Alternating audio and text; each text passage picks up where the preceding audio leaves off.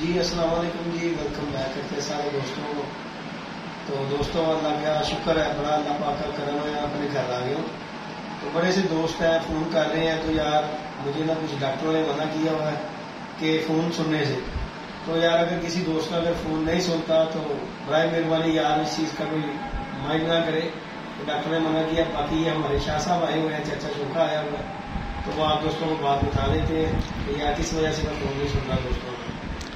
अस्सलाम वालेकुम जी, सब देखन सुनने वाले भरावां नूं अस्सलाम वालेकुम जनाब। सारे दोस्तों को दुआ दे तलबगार हाँ कि अल्लाह पाक साडे पुत्र नूं भाई छोटे नूं सेहत तंदुरुस्ती वाली जिंदगी देवे। अल्लाह पाक ने करम कीता, रहमत कीती है। लेकिन जिहो जिहा मेजर अटैक होया सी तो डॉक्टरां ने सख्ती नाल कहा कि फोन ते बिल्कुल नहीं किसी दा सुनना।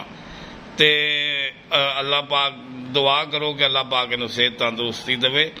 बस तुहाडे को दुआवां दे तलबगार हैं जी, होर सानूं किसी चीज़ की अल्लाह की मेहरबानी करम है।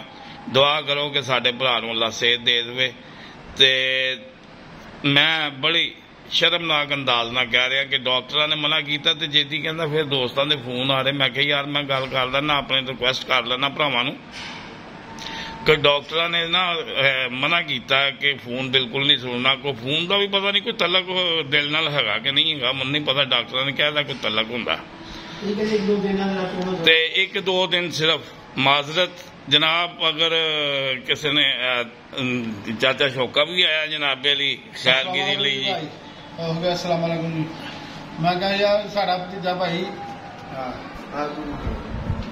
साडा भतीजा भाई बीमार जी साहब हुए सी। मैं कहा पता कर रही है अल्लाह तंदुरुस्ती देवे भाई, निके निके बच्चे अल्लाह तंदुरुस्ती देती भाई। वही कहना बस डॉक्टर ने मना किया गलबात असी मैं शाही बैठे सी। मैं कहूँगा मैं आप गल शाही मैं कर लेना। मैं कहा यार अच्छी गल हैगी। मैं कहा मना होगा जिन्ना बोलेगा उन्नी तकलीफ होगी, हम बोलिया तो फिर तकलीफ शुरू हो गई। असी चेता गया। मैं कहा यार तेरी मेहरबानी। वही कहना तेन नहीं पता कि भैड़ा काम होया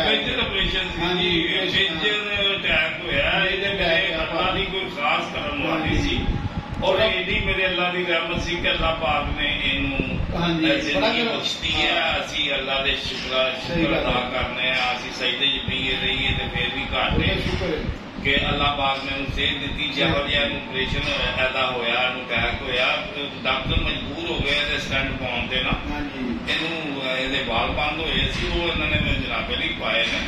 ते बस तुहाडे रिक्वेस्ट है ते तुहाडी बड़ी नाल मेहरबानी है कि तुसीं जनाब याद करदे हो कि फिर कोई समझदा अपना ते ओही याद करदा ना।